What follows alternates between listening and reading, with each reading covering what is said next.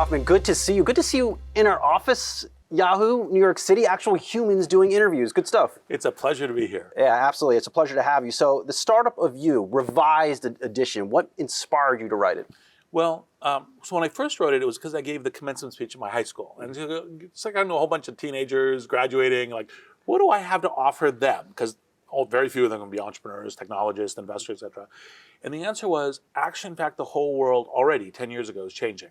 You must be the entrepreneur of your own life. Mm-hmm. It isn't that you should be, maybe you should be an entrepreneur, maybe you shouldn't. It isn't you need to be an entrepreneur, but we no longer have a career ladder, no longer have a career escalator. We have a career jungle gym, right? And so how do you do that? Well, it's the skills of an entrepreneur. And so that's the speech I gave and some tips, and I circulated to my friends and said, oh, you should do this book. And so I did that book.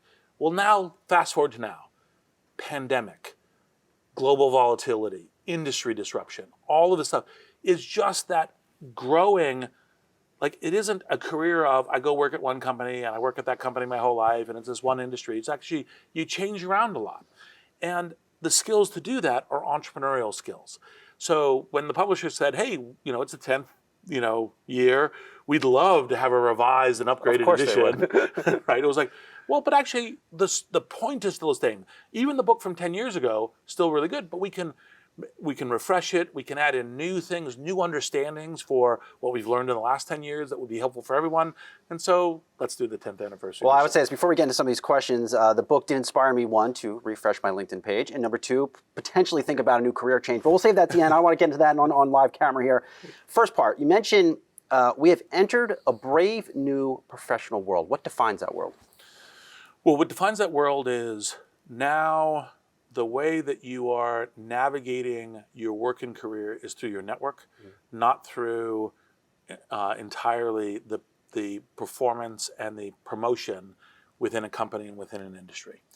And the world is much more in many ways global and connected, right? Because just as we are here, connected through the internet and kind of digital content and all the rest, that's the new, the level at which the world is connected today versus 5 years versus 10 versus 20 is huge, right? Like, for example, the part of the reason why we know about stuff that's going on in the Ukraine is because people with cell phones, right? And that is a great new piece of the world. Well, that also has impacts on where does your competition come from? What do your career opportunities look like? When you're looking for information to help you navigate your life or navigate your work, that's a global basis. And that is part of the reason why you would be doing that in an entrepreneurial way. And that entrepreneurship is look for opportunities, take some risks, have a competitive advantage, track which industries are the right industries to be in and move towards those industries. And that competition isn't, look, if it's, hey, I'm a restaurateur, then that might be which corner am I on and do I have the right thing? But more and more, that's global. And even take a restaurateur. How you doing within TripAdvisor? How you doing within Yelp? Like that kind of thing is part of the globally connected strategy that you need to have as an individual managing your own career. How do you find success in this new world? Well, it will be different for different folks. It depends on what your definition of success is. Some people say, what I really want to do is be successful as a designer, or I want to be successful as a photographer, or I want to be successful or I really want to have a stable job at a stable institution. But all of that comes down to using your network to help you identify what do you think those things are relative to your goal, understanding what it takes to get there, are you a good fit, helping you get there, and then helping you perform when you're there, and then knowing when to change. Because one of the things that is kind of is a line that we started thinking about as a way of thinking about it is adaptability is the new stability. A lot of people want stability in their jobs. That's great. But in order to do that, you have to be adaptable because the world is changing around you. And you can't just wish for the world to stay, I'd really like the world to stay like the 1950s forever. It's like, nope, that actually, in fact, does not work. Should I be, or not just me, anybody looking for a new job right now, how do they make that career shift? How do they pull the trigger on leaving the job they have now, which is secure in many respects, and finding something new? How do they know when it's the right time? Well, so one, your own goals, right? So are your goals what kinds of things are you looking for? Now, part of it is, hey, my my job's really stable. I'm really happy with it. I look around. My industry is stable. My company is stable. Great. Maybe staying here is exactly where you should be. It isn't change for change's sake. It's change because it's the right thing relative to your goals. But you might look around and say, oh, actually, in fact, my industry is dropping off a cliff. And even if my company is really good and everything else, this whole thing is not going to be as interesting as the next thing. So kind of classic within media is like, well, maybe I should be doing this other new media stuff, or maybe I should be looking at like what's happening with, like, how is the world of TikTok going to change all this world of information, and I should be doing stuff within that. This whole interview is going on TikTok, Reid. Yeah. Every single part of it. Yeah, I'm trying to. Hey, a little interpretive dance, right? So, and so, like, I should be looking at that, and that's what I should go see if there's something there, because I can see that trend already happening, and I should see which organizations and what roles and what skills I should be having. And then you, of course, you use your network, just like an entrepreneur does, to say, well, let me call a few people. Let me ask them what they think and see if they think that's the right thing or not. And then if they go, ooh, that is really interesting, well, would I be the right person? Am I the right fit? How would I have a competitive edge? How would I have a competitive differentiation? What would the second step be? Because one of the things about planning strategies, don't just plan the first step, plan 2 steps, right? Because 2 steps gives you a strategic advantage. Most people tend to only think, oh, what's the next thing? Planning 2 steps, it doesn't have to be an exact step. It's like if I go here, then my opportunity landscape changes the following way. And I could possibly do this, I could possibly do this, I could possibly do this. And that's the kind of thing you look at, which is the reason why tech change, global changes, industry changes, company changes are all part of how you, not trying to start your own business, but you're going, okay, what should my career be? What job should I be doing? What should I be doing? Are sub-30-year-olds job hopping too much? And I ask this because I'm on LinkedIn when I have some spare moments. I pull up some resumes online. It's like 7 or 8 jobs in 2.5 years. To me, I'm a little more old school, but that's a lot of jobs. So it depends a lot on, are you learning really effectively and accomplishing good things? Now, one part of that, and are you building good network with the people you're there at the company with? So if you build, because part of that network comes from, hey, we work together. I love the work you do. I trust it. We helped each other. And so therefore, wherever we are 4 years from now, you can call me, I can call you. Maybe we're having breakfast every so often. That's important. So you should be building out that. And that's through doing the work, not from, oh, look, I had the title, I had the business card, I had a desk. None of that stuff matters from that kind of thing. Next thing is, did you accomplish something? So when people are going, hey, so you want a job, you've been working for 6 years now, what are the things you've done?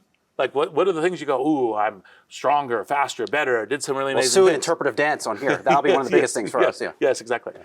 And so so that would be another thing you need. And then obviously, what did you learn as you're doing that? And so it isn't necessarily that your job has to be 2 years, or your job has to be 4 years, or your job has to be 18 months.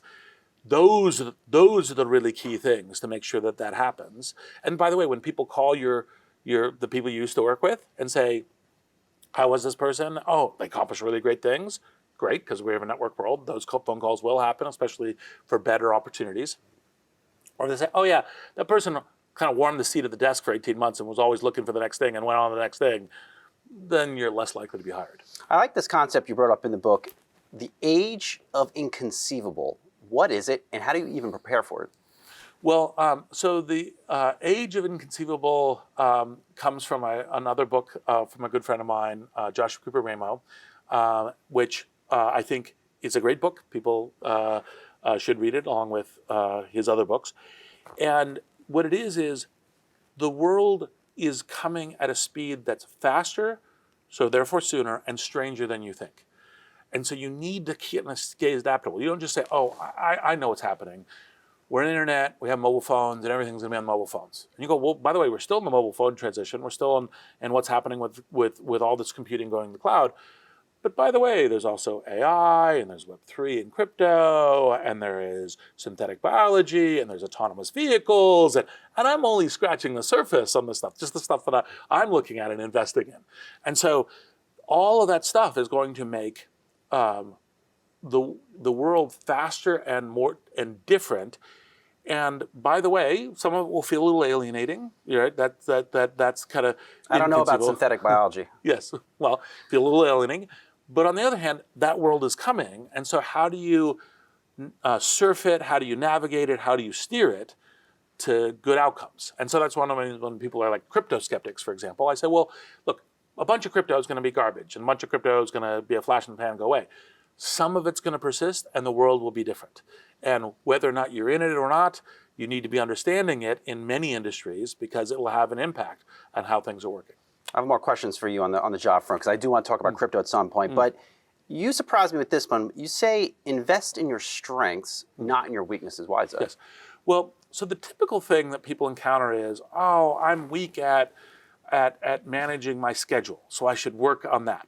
The problem is what you should really do is, what are the amazing things that you bring to your team, right? Whether your team is an organization, your team is your network, because life is a team sport, not an individual sport. Even entrepreneurs, right? It's a team sport, and a team focus.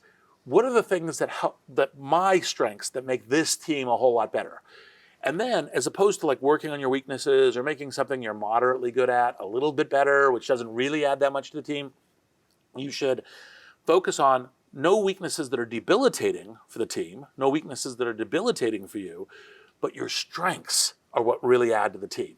And with your strengths, that's why you should always improve them to say, oh, I'm one of the best people for doing this kind of technology investing in the world. I shouldn't then go, oh, well, I don't really understand real estate investing. Oh, I should understand real estate investing better. It's like, no, don't need to do any of that. What strengths have you been working on during the pandemic? So I'd say the primary one is by serving on a large number of boards and having a large number of different organizational responsibilities, I have a very well-developed kind of reactive, like I'm good at board calls me, need X, I help Y, I do the governance thing. I need to work in some more like proactive work back into my thing. And obviously, decades ago when I was younger, I would do that more because I had that narrower portfolio. And so whether it's generating content, like the Startup Review, Refreshed Edition, or other kind of things like that, it's a little bit of a oh no, I'm doing this work, 8 hours a week, persistently week on week to get that done, and I'm part of this production process. That's what I'm bringing into my skill portfolio. What megatrends are you investing in? So at a top level, artificial intelligence, Web3, partially because software and the software transformation of the world is the thing that I'm, again, competitive edge and differentiation versus real estate. I've co-founded a company called Inflection Labs with Mustafa Suleiman, who is the co-founder of DeepMind. And so that's how important AI is. I'm on the board of directors of OpenAI. I'm on the board of directors of Microsoft. It's artificial intelligence will have a very broad-ranging impact on industries in the world, and I think we're just the very beginning of seeing that. Should I pause or should I go on to Web3? Go for it. Okay, so Web3, the redefinition.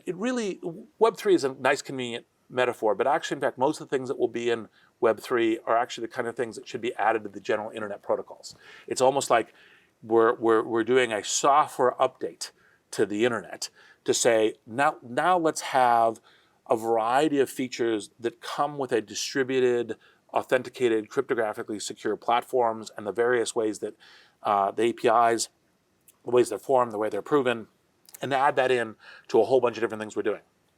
And part of the reason that's foundational, not just a question of should you buy Bitcoin or should you not buy Bitcoin, but it's foundational to a set of different applications that the internet can now power. And so that's part of the kind of interest in that.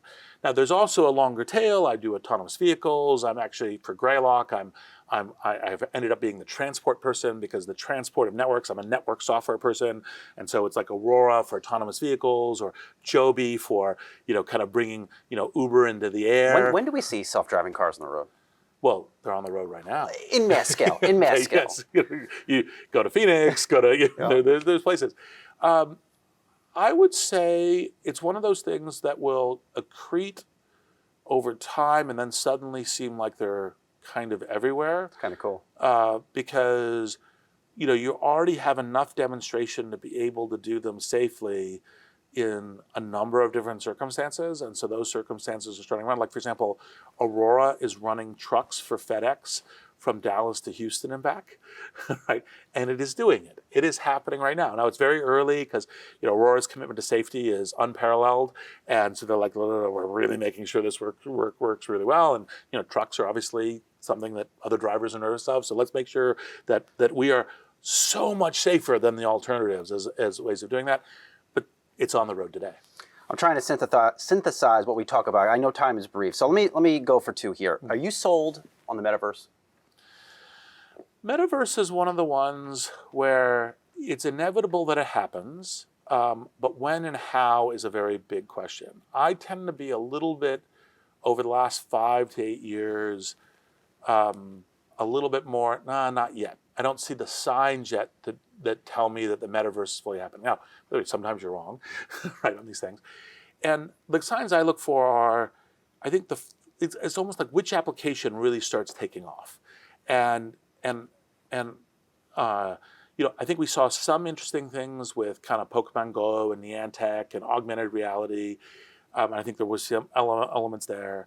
I think we see some really amazing games. I think entertainment is the first thing that you're going to really see. And obviously the proponents of the metaverse say, no, it'll be, the pandemic has accelerated us into it. We're doing, video interviews in it. We're doing, work in it. We're doing our shopping in it. We're doing our dating in it. We're doing all this stuff. And I think that's still a fair ways away.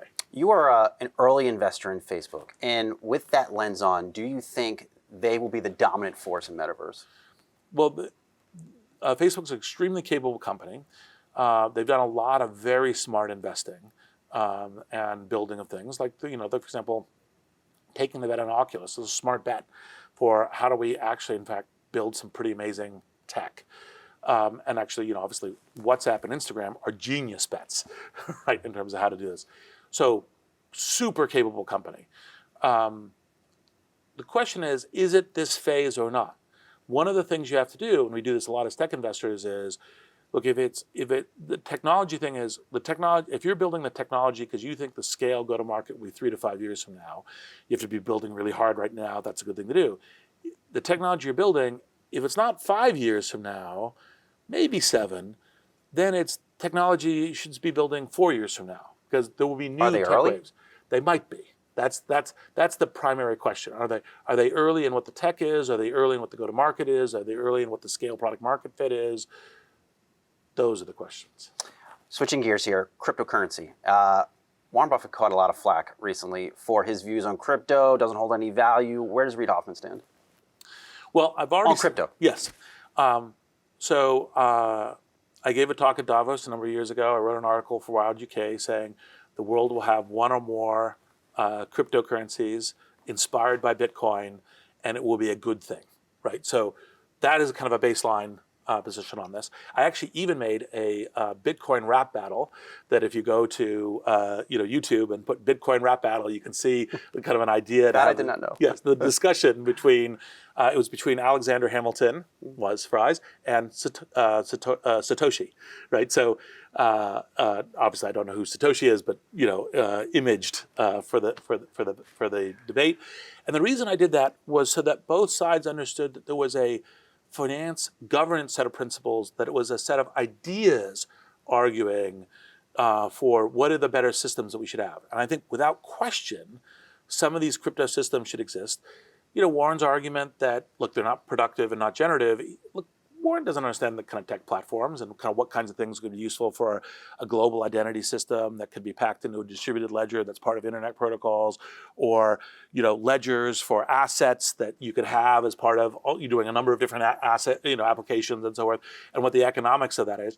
Partially because everyone who's talking to him is like, you should buy Bitcoin, and he's like, well, like, what I buy is shares in companies that are going out and generating value in products and services in the world. I don't understand what this is not generating. So that's the reason he this extraordinarily smart oracle says what he does. But yes, crypto is real and serious. One more on crypto. As someone who thinks, I would say you think in generations, does at some point replace the dollar? Does it stand alongside the dollar? Are we even on that wavelength yet? So I don't see anything that suggests that major well-run countries will stop having currencies. And so I think there will be a dollar. I think there'll be a crypto dollar, et cetera. And it's part of the hyperbole that goes around this, because they go, oh, you won't have U.S. dollars, you'll have Bitcoin, and oh my God, that's dumb for the following reasons. Like, well, yeah, I could see a lot of things being dumb about getting rid of the dollar, and anyone who's proposing that doesn't fully know what they're thinking about. On the other hand, we have, 200 and some odd currencies today, and so you go, oh, Bitcoin's another one. You have a problem with the 200th and the 200th plus one? Whatever, right? And so now I'm being a little facile. There's questions of governance and questions of how does it fit within society and so forth, and what happens with it, possibly criminal activity and all that, which does need to be managed in a good way. But by the way, entrepreneurs and companies are building tools to do that, and technology can be creating some of the challenges we're having today, but it is almost always part of the solution. Like, you want to be better, well, build new tech, refactor the tech, and then you're better off. And so I think that's the kind of thing we'll be seeing with crypto, which will answer many of the objections that are fielded. I want to end a couple last minutes here. Going back to your book, you had a good quote in there from Elon Musk. Entrepreneurs have to eat glass and stare into the abyss. Really like that quote. Yep. As someone who worked closely with him. Now, the folks out there call it the PayPal Mafia. I'll say the PayPal Network. Thank you. Yes, I do my homework. Yes. What makes him so successful? Well, Elon could arguably be the entrepreneur of our generation, right? I mean, amazing. And amazing across multiple fronts. Space flight, neurological things, electric cars. I mean, just wow, right? Just simply wow. Right? All happening at the same time. Yes. Simply absolutely amazing. And so a deep, persistent kind of North Star, understanding of how technology can change the game, how you build technology to do that, a willingness to tackle hard problems, skill sets of recruiting amazing people, like all of that kind of thing is the kind of thing that Elon brings to bear on a problem. And so I just, like you can tell, in addition to a friend, I'm a fanboy. Right? It is amazing, simply amazing, the kinds of things that he accomplishes.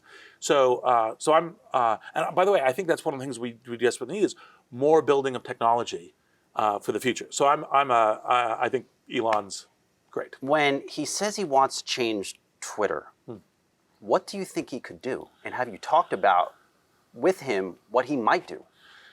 So there's some things I've talked about which I can't say on camera. Fair enough. Right. One of the things he already has tweeted about, and Twitter being a good means for doing this, is bringing more validation of human identity onto the platform. And I think that is actually a good thing. I actually think it doesn't say you have to be careful about people who could be at threat by having their identity, like if I'm a protester in a totalitarian country, or if I'm a disadvantaged minority in some place where I could be taken advantage of. We have to be sensitive to those kinds of things, because those are important aspects of ongoing social and global change. On the other hand, it's also very good for us to have there's reasons why we have robust identity systems, why, in order to come into this studio, I show them my driver's license and say, yes, I'm really Reid Hoffman, and yes, please let me in the door. Right? Just pull up my LinkedIn profile, I swear it's me. Yes, exactly. And that's actually important for how our society works. And I think that vision as part of what he's thinking about Twitter is clearly a very good idea.